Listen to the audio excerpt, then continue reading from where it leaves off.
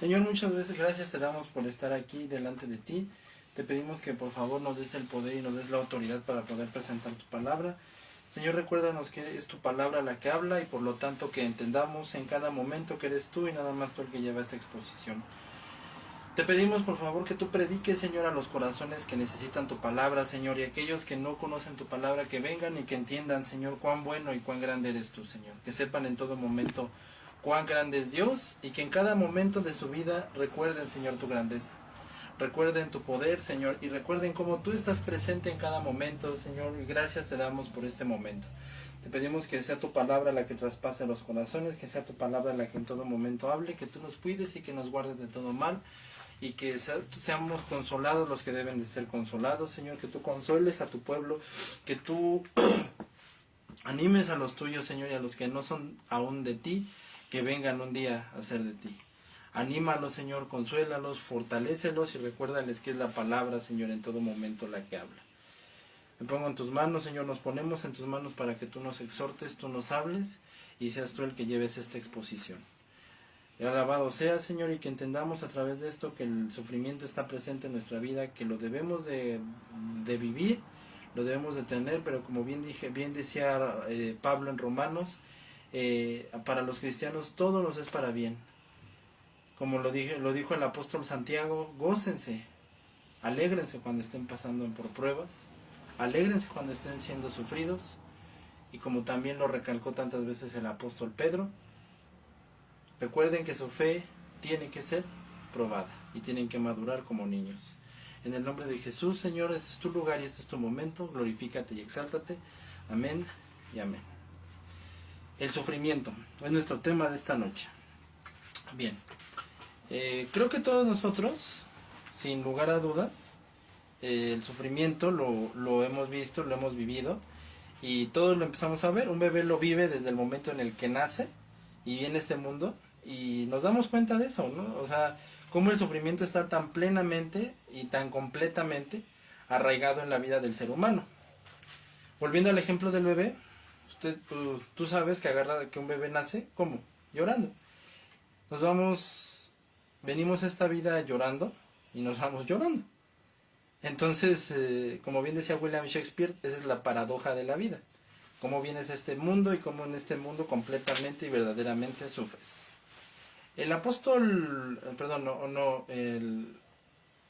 William Shakespeare hacía mucho esta inspiración o recordaba que esto era el trasfondo de la vida. Naces, creces, vives y en todo momento sufres. Todos nosotros entonces hemos tenido que vivir y que lidiar incluso con el sufrimiento. Cuando hablamos de lidiar con el sufrimiento, mucha gente puede hablar y dar sus experiencias. Yo tristemente en este momento te comento que, por ejemplo, en el caso del cristianismo, en el caso de la iglesia cristiana, mucha gente no quiere saber nada del cristianismo, no quiere saber nada de Dios, no quiere saber nada de Cristo, porque iglesias que son supuestamente cristianas los han lastimado, los han hecho menos, y mucha gente de verdad no quiere saber nada de Cristo, no quiere saber nada de Dios, no quiere saber nada del Evangelio, por ese pésimo ejemplo que han dado esas personas que se llaman cristianas, entre comillas lo digo porque pues nada más de nombre, porque realmente no lo demuestran, y han lastimado a la gente. Entonces la gente que lo que menos quiere saber del cristianismo. Sí, han lastimado fuerte y grandemente a las personas. De más está decir que eso no es cristianismo y que a eso no nos mandó Dios. Pero en ese momento vemos tan claramente la línea de la realidad humana y del sufrimiento con estos ejemplos que previamente te di. El rey Salomón decía, el día de tu muerte, mucho mejor que el día de tu vida. Job decía, el hombre nace para sufrir. Fuertes declaraciones y verdaderamente ciertas. Entonces, ya sea que tú estés pasando por sufrimiento, que tú en este momento estés sufriendo, estés pasando por algo que te esté provocando sufrimiento, o ya sea que tú aún no estés pasando por el sufrimiento que vas a tener que sufrir, porque todos los humanos sufren, hoy Dios te quiere recordar algo. Hoy tú tienes que entender algo muy claramente, que todo el sufrimiento y todo lo malo que estés pasando, el propósito perfecto y eterno de Dios, allí está. ¿Sí? Entonces todo lo que esté pasando, todo, es para un buen fin, porque el propósito eterno de Dios de que estés sufriendo va y te está llevando hacia un buen fin. ¿Sí? Oílo muy bien y te lo vuelvo a repetir. Todo el propósito, todo lo malo que estés pasando, todo el mal momento o todo el sufrimiento que ahorita estés pasando es para un buen fin. ¿Sí? Así de sencillo. Tiene un buen fin. Es para un buen fin. Todo está bajo el propósito eterno y perfecto de Dios. Si crees en Él. Si no crees en Él, también ese sufrimiento es para un buen fin. Para que corras hacia Él. Y si no corres hacia Él, pues lamentablemente temo decirte que no tendrás más que enfrentar su ira. Y eso de verdad no es lo que Dios quiere que tú tengas, sino que tú corras hacia Él. Y sobre todo, pues la sabemos desde luego que en todo lo que Dios hace, Él va a ser exaltado y glorificado. Y eso es una verdad absoluta. Dios será glorificado y exaltado en absolutamente todo lo que Él está haciendo. Dicho esto, entonces entendemos que todo el sufrimiento siempre es para un buen fin. Todo lo que hoy estés pasando, si hoy estás sufriendo, o si aún no sabes lo que es el sufrimiento y que lo vas a tener que conocer, o si aún no crees que Jesús es tu Salvador y que tienes que venir a Él porque Él es tu única opción, tú tienes que entender que todo el sufrimiento es para un buen fin. Siempre, siempre, siempre es para un buen fin. Por eso Pablo dice en Romanos que que a los cristianos todo nos es para bien. Dice el apóstol Santiago que nos gocemos cuando estamos pasando por tribulaciones. Y más aún dice el apóstol Pedro, su fe, que es más preciosa que el oro, que sea probada. Probada por el fuego. Salmo 119 al 65.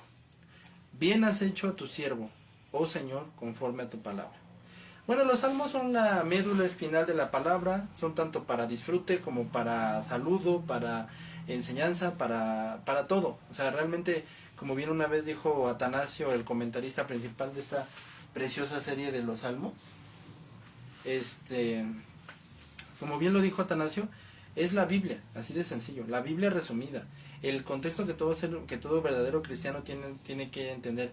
El resultado para todo ser humano, cuestiones enormes del ser humano. O sea, preguntas. Hay una sección de la escritura, te lo comento, de una Biblia que se llama el diario vivir. Incluso te dice para qué situación y en qué usarlos. Cuando te sientas amedrentado, cuando te sientas... Este comentarista me encanta porque él decía literal, cuando te estés enfrentando contra tu carne, estés siendo abatido, estés siendo...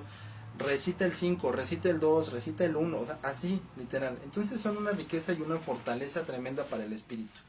Salmo 119 está lleno de materia divina y espiritual, y fue cantada por el dulce cantor de Israel, David. Este bosquejo se divide de dos maneras en nuestro caso, y es el que vamos a continuación a exponer. El amor de Dios hacia David, el agradecimiento por el buen trato que Dios le ha dado, bien has tratado a tu siervo, por la bondad de Dios. Entonces, en primer lugar, vemos que Dios trata bien a su pueblo. Como dice en Génesis 3:11, el pueblo de Dios, pues, es bien tratado. Ciertamente el pueblo de Dios muchas veces no responde a su amor. Y aún así, Dios trata bien con ellos. ¿Por qué? Porque ese es el carácter de Dios. Nosotros muchas veces no somos de acorde a lo que Él ha sido. Con mucha vergüenza lo digo, muchas veces no somos en verdad, no somos recíprocos en cuanto al amor que Él nos da.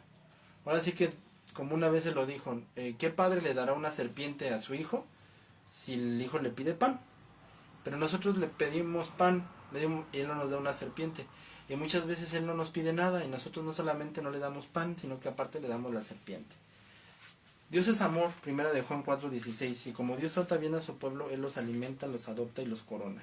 Entonces, ¿ese no es un buen trato para ellos? ¿Cómo trata Dios bien a los creyentes? Cuando les impone su mano dura. No, ¿cómo? Pues si hay predicadores de la falsa doctrina de la prosperidad, que yo ni le llamo así, porque realmente ni siquiera... La prosperidad claro que es en la Biblia, pero no es lo que los falsos cristianos dicen. La prosperidad no es lo que esa mala doctrina enseñó. La prosperidad es el bienestar que se obtiene una vez que hemos creído que Jesucristo es el Señor. Y es bienestar. Eso es prosperidad. No tiene nada que ver con dinero, no tiene nada que ver con riquezas. Bueno, finalmente, ciertamente sí Dios quiere que seamos bendecidos, sí Dios quiere que tengamos cosas, pero lo más importante es que Dios quiere que tú hoy entiendas que, que hasta en su ira, hasta cuando Él pone castigo, Él está siendo hermosamente bueno contigo. Recuerdo que hace poco veía yo que agarraba un señor que dice que es pastor, y ese señor agarraba y empezaba a decir, pasen aquí todos los que quieren una camioneta, pasen aquí todos los que quieren una casa, y vamos a orar, y empezaba, ¿no? Y declaramos, porque Éxodo dice, o sea, versículos fuera de contexto, ¿no? No voy a indagar más en el tema. El punto es que este señor empezó a decir que Dios buscaba que esa gente fuera rica. O sea, malinterpretaba la escritura, porque Dios, antes de bendecirte, tiene que haber algo en ti, que tienes que haber entendido que tú ya moriste a ti mismo, que Cristo es suficiente para ti, y estás dispuesto a obedecer a Dios porque Él es Dios. Cuando tú ya has entendido eso, prepárate para ser bendecido, porque vas a ser bendecido. ¿Por qué? Porque desde ahora en adelante tú ya has madurado y ya entendiste que todo es para tu gloria. Eso no lo predican ya, que todo es para la gloria de Dios y que tu vida debe de ser y de girar en torno para la gloria de Dios. Por eso hay tanta gente deprimida, tanta gente hundida en las drogas, tantos cristianos en la bancarrota espiritual, completamente caídos, diría el gran expositor Martin Lloyd-Jones en su serie Depresión Espiritual, que decía que eran cristianos que estaban completamente en la bancarrota espiritual. Así lo plasmó él. Entonces, completamente llenos en esa bancarrota espiritual está mucha gente. Y todavía peor porque les fomentan el mensaje, todavía peor porque les siguen la corriente. Y todavía peor porque esta gente que dice que es cristiana, nada más los lastima más, nada más los hiere más, y nada más llegado el momento, pues sí, los lastima más. Dejémoslo ahí. Los lastima muy fuerte. Bueno. Salmo 73:14, todo el día he sido castigado y azotado. ¿Cómo trata Dios bien a su pueblo cuando a él le va mal? Primeramente porque es Dios, ¿sí? Creo que no dejé muy en claro este punto con el señor que te platiqué.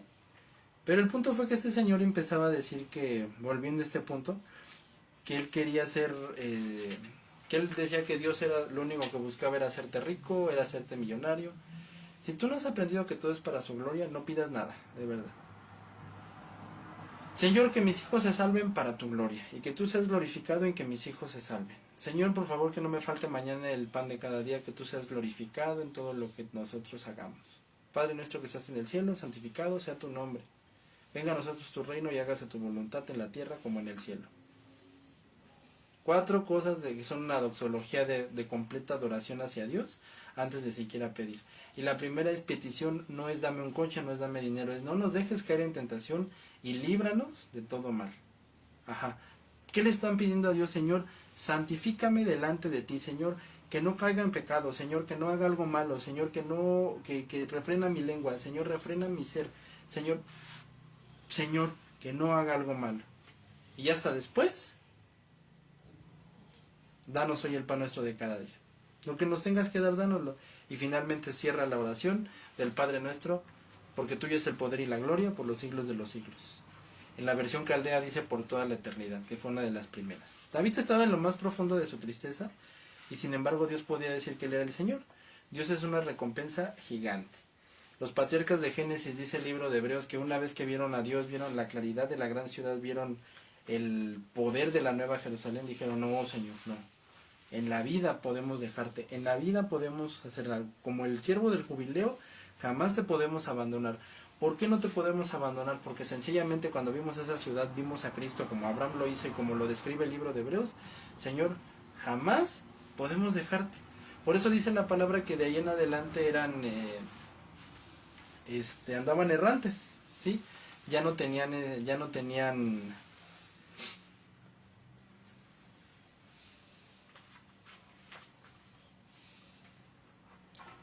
casa, ¿sí? Ya andaban en tiendas, andaban de peregrinos, se les decía así. Porque ya andaban en tiendas, ya no hacían casa porque decían, no, es que mi casa está allá arriba en el cielo. Entonces ellos ya nunca más volvieron a hacer una casa, porque ellos entendían que su casa estaba ahí en el cielo. Ya no hicieron riquezas aquí porque entendían mi riqueza está ahí en el cielo. Es decir, que ellos entendieron que una vez que vieron a Dios, que vieron toda la gloria de Cristo, dijeron, no, yo no doy mi vida por este mundo. Yo no hago nada por este mundo, mi vida está allá arriba.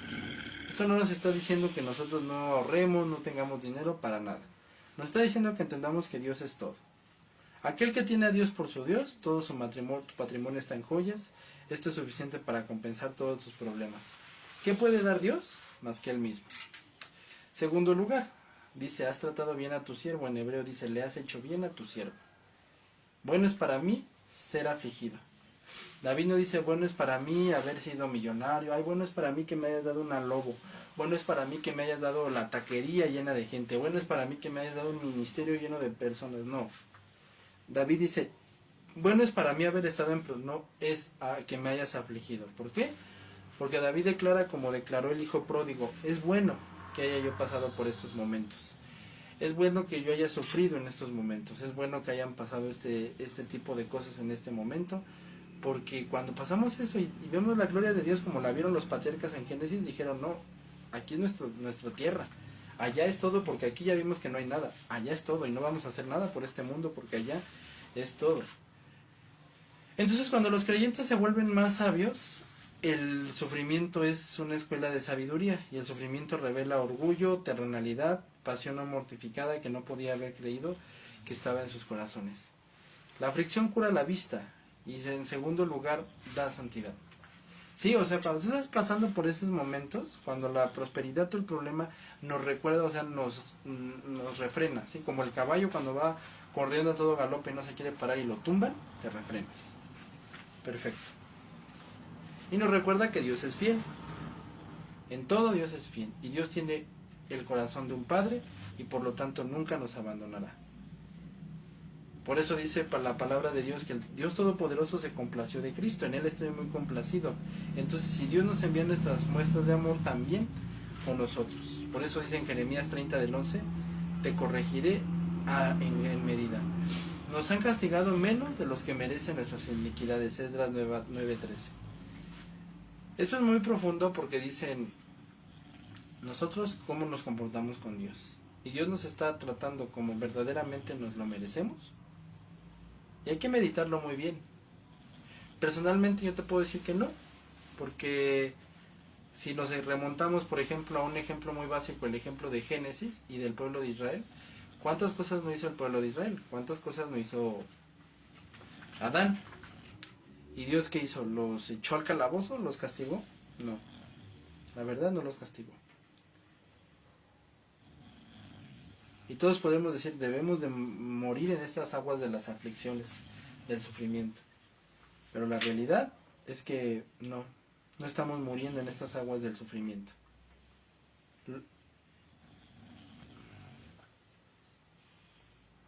Todos podemos incluso decir en la aflicción, Dios me ha abandonado, ¿no? Podemos estar como José en la prisión de Josué el soñador en la prisión y decir, Dios me ha abandonado, ¿no? Podemos estar como Daniel y decir, Dios me ha abandonado. Isaías 49:14, pero eso se dijo incorrectamente porque el Señor no lo desechará para siempre. ¿Sí? Dios puede alterar su providencia, pero no su propósito. O sea, nosotros por nuestros errores, y Dios constantemente tiene que hacer a un lado su providencia, pero su propósito sigue y su decreto más. Sí, porque nosotros podemos hacer muchas cosas, pero finalmente el que decide cómo van a quedar las cosas, el que decide cómo va a jugar el partido, pues es Dios, ¿no? Y lo vemos con el ejemplo de... Lo vemos con el ejemplo de Israel, ahora viendo el ejemplo de Israel. Vemos que Israel era un pueblo que era completamente desobediente, completamente malo, completamente inútil, pero en ese mismo pueblo entendía lo que dice Oseas 11:8. ¿Cómo te abandonaré, oh Efraín? Yo soy tu padre y aunque es un hijo rebelde, es un hijo. ¿Cómo lo voy a desheredar? El Señor dispara una sola flecha a los piadosos, pero toda una lluvia de flechas a los impíos. Los castiga en su cuerpo, estado, conciencia. Un hombre piadoso tiene a Dios que se compadece de él en sus dolores, pero los malvados tienen a Dios para reírse de ellos en sus misericordias. Pero los impenitentes, cuando están atormentados, quedan excluidos de la oración de Cristo. No oro por el mundo, Juan 17:9, pero es peor para los malos. Por eso Dios amenazó a Jerusalén con que serían despojados de todas sus joyas, de todo. Pero tú que perteneces a Dios, puedes cantar misericordia y juicio. ¿Sí? Juicio para los malvados, misericordia para los verdaderos creyentes. Estamos hablando desde luego que una persona que ya entendió que puede recordar los salmos imperativos, pero no con ira en su corazón. Y que cantamos misericordia para ambos grupos. Si Dios ha despojado de tu patrimonio, te ha levantado amigos. Y si te ha quitado una de tus joyas, te ha dejado otras. Si te ha arrebatado un pariente querido, ha dejado otros dulces racimos. Y puede duplicar tu comodidad con ellos. Como alguien una vez dijo, si muero, si vivo, vivo para papá. Hablando de Dios, desde luego. Si vivo, vivo para papá. Y si muero, me voy con papá. ¿Cuál es el problema? Qué gran hombre, la verdad.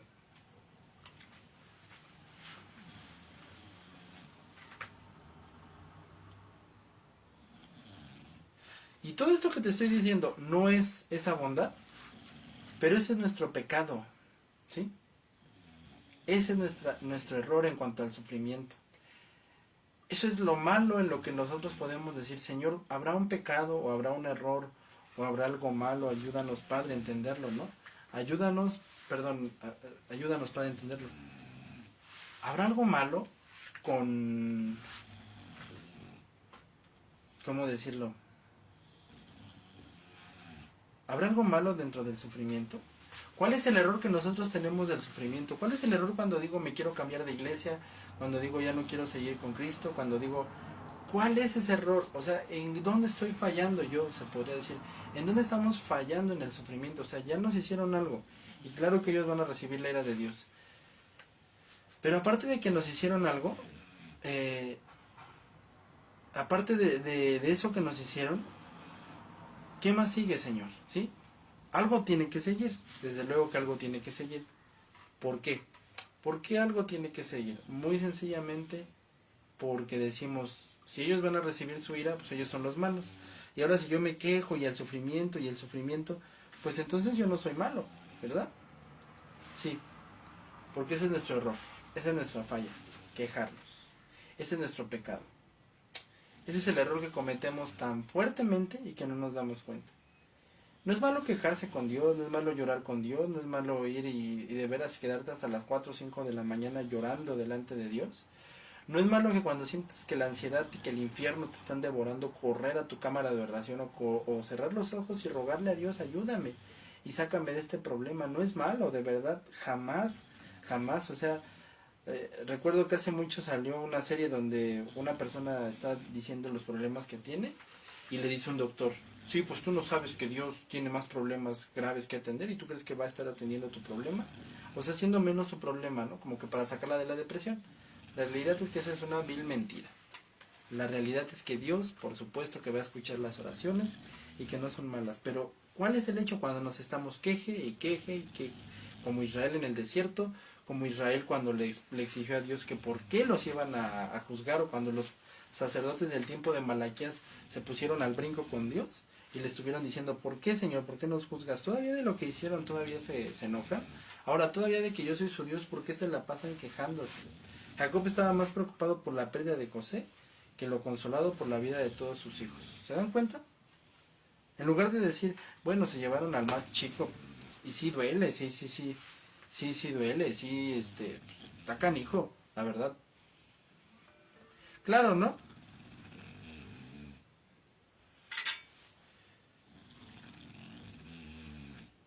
Claro que duele, de verdad que duele. Pero la realidad es que en este caso de Jacob, él le consoló, nada más se fijó en me quitaron a mi hijo, me quitaron al de la túnica. Pero, ¿dónde estaba él por los demás? Agradecido por tener a Judá, a Tamar, a Rubén, a Leví. No, él nada más estaba triste porque se llevaron al más chiquito. ¿Y cuántas veces así es, no? Tenemos carro, tenemos casa, pero híjole, no tengo novia. ¿Cuántas veces hay gente que tiene esposa, tiene hijo, tiene una familia, un regalo de verdad tan envidiable? Créeme que si yo le puedo yo envidiar algo a alguien, o que si yo puedo... No envidiar, perdóname la expresión. Si yo digo que puedo decir que algo es una verdadera bendición, es que Dios te haya dado una familia. Es la más grande bendición. Y si yo te puedo decir que que qué más grande bendición es esa, la verdad. Yo siempre he dicho, la familia y Cristo, creo que no hay más grande bendición. Cristo desde luego es la más grande, pero después de eso la familia. Entonces hay gente que tiene familia, esposa, y siguen igual, fastidiados con la vida, no respetan a su esposa, no aman a su esposa, no la apapachan, no la besan, no le dicen cuánto te amo, no le dicen, mira, yo sé que tal vez te equivocas en eso, tal vez me quemaste el arroz, tal vez me quemaste la sopa, tal vez las milanesas me las hiciste medio quemadas, pero mínimo, pues decir, bueno, está bien, pero aún así te amo. Y estoy agradecido con Dios por tu vida. Y no lo hacen. Nada más se fijan en que no hay dinero. En que perdió el América. ¿Cuántos jóvenes no tienen novia? Bastante novia bonita. ¿Y qué hacen con la novia? La maltratan, la engañan. La tratan de menos, la insultan. Le pegan incluso. Las mujeres lo mismo, ¿no? Tienen un papá y una mamá que los ama. Tienen un buen chico, un buen hombre que está atrás de ellas, pero no. Yo quiero seguir con el que me pega. Y me quejo con Dios, ¿no? Porque tengo todo esto, pero no tengo un buen hombre a mi lado. ¿Y de quién es la culpa? Así muchas veces somos, y ese es nuestro error. No darnos cuenta de lo que Dios nos da y todavía encima de eso quejarnos. ¿Qué daño puede causarle a un hombre perder sus centavos y que le den oro? Y es lo que pasa con Dios. Aparentemente no lo vemos de esa manera, pero así es. Si Dios quita la salud, da santidad. Si nos quita un niño, nos dará algo mejor. Pero sobre todo, Él da Cristo. ¿No es un mejor regalo? Dios quita una flor y regala una joya. Los 3 judíos, Dios estaba con ellos. Daniel 3:25, mira, veo 4 hombres caminando en el fuego ilesos, sin atar, y el cuarto parece el hijo de los dioses. Vuestra tristeza se convertirá en alegría. Felipe de Gese dijo que en su angustia sintió los esquivinos consuelos de los mártires. Aquí había miel de león y los santos a veces han ido tan dulcemente engrandecidos que prefieren soportar sus aflicciones antes que carecer de sus consuelos.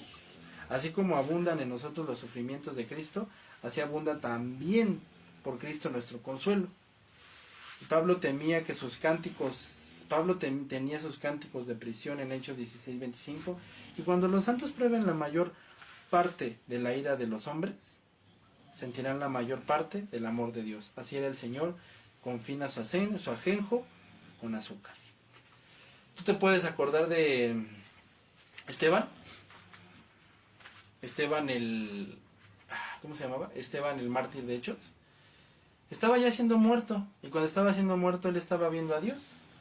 Entonces cuando él estaba viendo a Dios y al Señor Jesucristo, y al verlo al Señor y a Jesucristo, entonces Esteban los ve y dice, wow, y lo estaban apedreando, y él estaba, y las piedras, Entonces cuando empezamos a ver eso, nos damos cuenta de que él ya estaba muriéndose, pero él estaba alegre, estaba con gozo, estaba con alegría. ¿Por qué estaba con alegría Esteban? Porque él sabía que Dios Todopoderoso lo estaba escuchando, y que él sabía que él ya iba para arriba. Y hasta dijo, perdónalos y no los tomes en cuenta. Y después de eso, murió. Ya matándolo, y él estaba viendo a Dios. Así nosotros, hermanos, tenemos que mantener nuestra mirada en Dios. Así nos esté matando el mundo, nos estén matando los enemigos, nos estén matando, mantengamos nuestra mirada plena y verdaderamente en Dios.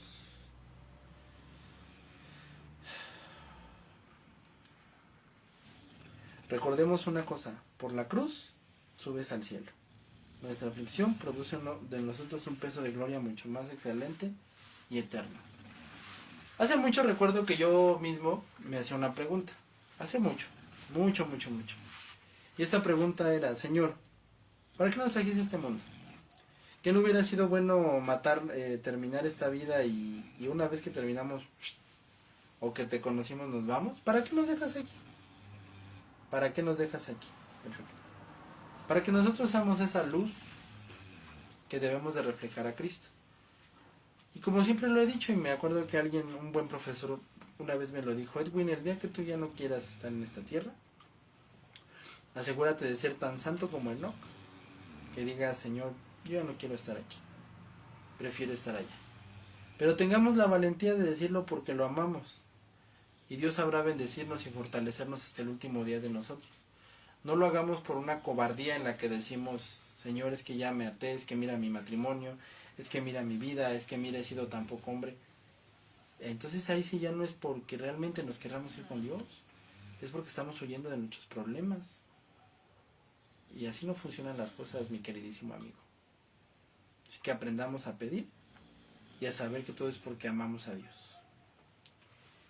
¿Son deseables las riquezas? Tendrás puertas de perlas, es deseable el honor, tendrás túnicas blancas, es deseable el placer, porque entrarás al gozo de tu Señor. Hoy piensa lo que será ser sumergido dulcemente en el río de Dios. Recuerda claramente que todo lo que hoy estemos pasando nos está preparando para un día llegar delante de Dios. Y más que eso, más que estar un día delante de Dios, estamos aquí para que Él sea glorificado a través de nosotros. No hablo de un púlpito, hablo de tu vida, hablo de tu testimonio. De nada sirve ser íntegro, intachable, perfecto aquí en las redes sociales, en una iglesia, si delante de ti tu testimonio es espantoso delante de los demás. De nada sirve que los congregantes que te la compran, que eres muy santo, te estén escuchando, te estén oyendo, si saliendo de ahí tu familia dice completamente, eres un asco. Si de nada sirve vivir una vida de apariencias, cuando por dentro y en tu vida secreta estás completamente mal. Porque si eres eso de verdad, si eres un hipócrita, de verdad tal vez a los hombres los duermas, y tal vez a la gente chance y te la compran. Pero la realidad es que delante de Dios, a Dios nadie lo engaña. Y eso aplica para la gente que de verdad se ha mantenido en santidad y dice, pero Señor, ¿por qué no me levantas? A su tiempo. A su tiempo Él te levantará. Pero déjame te digo que en el momento en el que Dios te levante, si te has guardado, serás algo increíble. Todos los verdaderos hombres de Dios que se levantaron y que han vivido hasta ahora, como Martín Lutero, como Juan Calvino, como Campbell Morgan, como Martin Lloyd-Jones, fueron personas que su vida secreta, por así decirlo, porque su vida siempre fue pública, así de intachable, de mira aquí está mi vida y si algo tienes duda, mira aquí está. Esa vida intachable que ellos llevaron de momento a fin, de principio a fin, como el evangelista Billy Graham y los que te acabo de mencionar, fue porque ellos triunfaron en la vida secreta. Por eso en la vida pública fue fácil, porque en la vida secreta triunfaron. Entonces asegúrate de triunfar en la vida secreta. Asegúrate de verdad con Dios. Porque por la cruz subes al cielo. Y porque estás aquí para llevar el evangelio a los demás y para hacer algo para su gloria delante de Dios, para ser un objeto para su gloria. Y lo más importante, todo lo que el sufrimiento que hoy estés pasando, el día de mañana, no el día de mañana, en un momento, en algún momento, en dado momento, todo este sufrimiento que estás viviendo, todo, va a tener un buen fin. Tiene un propósito perfecto delante de Dios. Perfecto, no que tiene un propósito nada más, tiene un perfecto propósito. Y te lo vuelvo a repetir como lo dijimos en nuestra introducción. Y si tú aún no crees que Él es tu único y verdadero Salvador, hasta ese sufrimiento que estás pasando te va a llevar hacia Él. Y si no lo quieres aceptar, por favor, hoy te lo ruego, no seas un necio. Y no creas que hay otra escapatoria, porque es Cristo y nada más. Y entiende que todo lo que te está pasando hoy en día es para que tú vengas y vayas a Él. Y a los que lo conocemos, aguantemos, resistamos y seamos fuertes, porque todo lo que ahorita estamos pasando, todo lo que ahorita estamos llevando a cabo, son cosas que en su momento Dios las ha visto, pero que todas ellas tienen un fin perfecto. Así que para terminar, hoy piensa lo que será ser sumergido dulcemente en el río de la vida y echarte un rico baño en los arroyos de miel del amor de Dios para siempre. Piensa cuál será la visión cuando veas a tu Dios en su trono, cuando ya no tengas que lidiar con esta carne que se desanima, que se enoja, que ya no quiere amar a la gente, que ya se cansó, que ya se hartó, que ya no quiere amar a la esposa ni a los niños. Piensa en lo que será tener el alma más llena de joyas que gloria que el cielo. ¿Qué compensación será por todas las pruebas del cristiano? La visión de esta dicha le hará olvidar sus sufrimientos. un rayo de sol de gloria, secará el agua de sus lágrimas. Y si bien Dios nos trata bien cuando nos castiga y todo está delante del propósito eterno de Dios perfecto, porque todo esto es para su gloria y todo es algo perfecto y todo está bien delante de Él y todo es para su propósito eterno, en la adversidad somos propensos a pensar duramente de Dios. Y esto surge del orgullo. Estos creen mejores que los demás y que merecen algo mejor de las manos de Dios. Y ahora el orgullo se desahoga en murmuraciones. ¿Sí? Ah, es que yo, porque, es que a mí, porque, es que, porque, ¿por qué? Porque Dios está haciendo esto. Ya sea para probar algo en ti, para que rompas algo en ti, pero todo Dios lo está haciendo con un buen fin. El paciente no tiene motivos para pensar mal del médico cuando le prescribe una porción amarga. ¿Te acuerdas cuando éramos niños? los que son niños, o ya no son niños, que las medicinas sabían espantoso, ¿verdad? Muchas hoy en día ya las he probado y ya saben medio ricas, pero antes, ¿cómo sabían? Horrible. Pero sabías que esa medicina horrible te iba a curar, tenía un buen fin, entonces tú no podías desconfiar, ya sabías que ibas a ir con el médico y ya sabes que el médico te va a dar algo que sabe horrible, que sabe feo, pero ese medicamento te va a curar, ese medicamento te va a curar. Y el médico no es que sea malo, tú no desconfías del médico, tú no dices es que el médico está mal, tú dices está bien el médico, no desconfío de él, simplemente ya sé que lo que me va a dar va a estar duro, va a saber feo. Lo que Dios nos dé de esa manera del sufrimiento va a saber duro, va a estar feo, pero vale la pena porque es para un propósito, para en caso del enfermo de la alegoría de la medicina, para curarte. Y en el caso de la no alegoría, porque tiene un buen fin. Las aflictivas providencias de Dios son los golpes de un padre, no las heridas de un enemigo. No estamos hablando de un delincuente que te agarró en la merced saliendo y que te picó. No estamos hablando de un asaltante que se subió a Jet Aerolínea en Aeroméxico con su bomba y los va a volar. Estamos hablando de un padre que tiene que disciplinar, que tiene que enderezar, que tiene que arrimar su tierrita, como diríamos por ahí. ¿Por qué?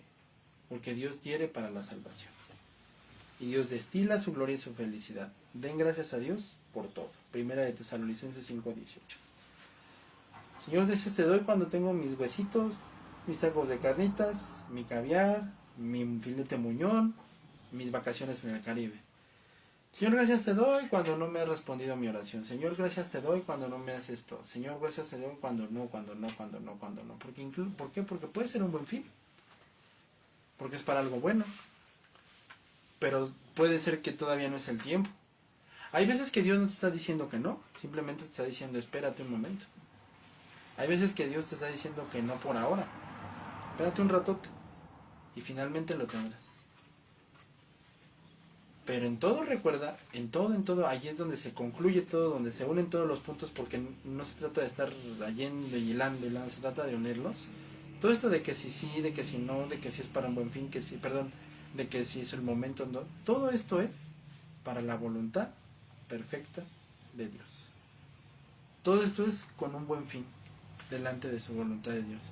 Y cuando tú no sepas qué hacer, porque claro que ahí empieza el problema, entonces ¿qué hago? Confía en Dios y habla con Él y dile Señor, ¿qué hago? Y Él de verdad que te lo dirá. Ya sea por la palabra, por la oración, porque tú mismo los habrás convencido. Muchas veces la Escritura dice que les fue prohibido por el Espíritu Santo, que les fue dado, porque el Espíritu Santo realmente es una pregunta que va mucho, ¿no? Que si se les apareció literal, que si fue una convicción, pero la realidad es esa. Si se les apareció o no se les apareció, si lo oyeron o no lo oyeron, si lo vieron o no lo vieron, la realidad es que ellos tenían una convicción de lo que tenían que hacer. Ellos sabían qué hacer. Cuando no sepas qué hacer de verdad, confía en Dios y pídele a Él que Él te revele el camino. Den gracias a Dios en todo. El golpe del cuerpo de Go fue como golpear un instrumento musical, porque Él en su aflicción, en su sufrimiento, en que Dios le dijo, mira, Él sí va a aguantar, fue eso. Cuando tú golpeas un tambor lo más fuerte, o das un buen golpe en la guitarra, o das un buen flete en el canto, lo das fuerte y sale mejor. Y es lo que Dios, por eso Job lo podemos ver como un hermoso objeto musical. Fue golpeado, fue afligido, fue lleno de tantas cosas, y aún así, nunca, en ningún momento, jamás se rindió. ¿Por qué? Porque él sabía que su Redentor vivía. Nada más. Si su Redentor no hubiera vivido, si Dios no estuviera al pendiente de él, Él hace mucho que se hubiera dado por vencido. Desde el primer día estoy seguro. Los creyentes son el templo de Dios. ¿Y dónde debemos de proclamar esas alabanzas? Como sufrimiento, sin sufrimiento, con problemas, sin problemas. ¿Dónde tenemos que proclamar esas alabanzas? ¿Los domingos en la iglesia? Sí. ¿Los miércoles en el culto de oración? Sí. ¿Con mis amigos, con los que no creen en el Señor Jesucristo? Sí. Pero esa grandeza diariamente se debe de proclamar, diariamente se debe de proclamar por medio del Señor Jesucristo. ¿Dónde proclamaremos nuestra grandeza? Diario. Diario, porque no cantamos de un mensaje muerto, no cantamos de algo que sí, estamos hablando de Jesucristo, el Dios Todopoderoso, que dio su vida por ti y por todos aquellos que creen y que confían, que Él es el único y verdadero Salvador de toda la tierra, y que Él llevó a cabo todos estos sufrimientos para que un día tú entiendas que tú eres libre de esa condena, tú eres libre de ese problema, y que ahora todo lo sufres, y todo lo que pasas lo haces únicamente por amor. Por eso dice la palabra, con Cristo estoy juntamente crucificado. No porque tenga que hacer obras para congraciarme o para ganarme la salvación, sino que las hago porque lo amo. ¿Por qué? Porque el que dio su vida por mí, el que dio hasta la última gota de sangre por mí, yo también daré absolutamente toda mi vida por Él. ¿Por qué? Porque si Él dio todo por mí, yo también daré todo por Él. Y ahora por eso diariamente lo alabamos, diariamente nos entregamos y diariamente damos la vida. ¿Por qué? Porque lo amamos, no por obligación jamás, por orden jamás, sino porque lo amamos. Y por eso hacemos todo, porque lo amamos. Él es nuestro único y verdadero Salvador, cual sufrió todas estas penas para que nosotros entendiéramos, tú entiendas que hoy Él es tu único Salvador, tú vengas a la cruz, tú te arrepientas de tus pecados, tú dejes tu vida pasada, tú entiendas que el que invocar el nombre del Señor será salvo, y que tú hoy creas en tu único y verdadero Salvador, que sufrió hasta el último momento por ti. Y de ahora en adelante, tú le entregas toda su vida, toda tu vida por Él. ¿Por qué? Porque Él la dio completamente por ti. Y tú entregas toda tu vida ahora por Él, únicamente por amor a tu único Dios. Que Dios te bendiga y nos vemos el día de mañana.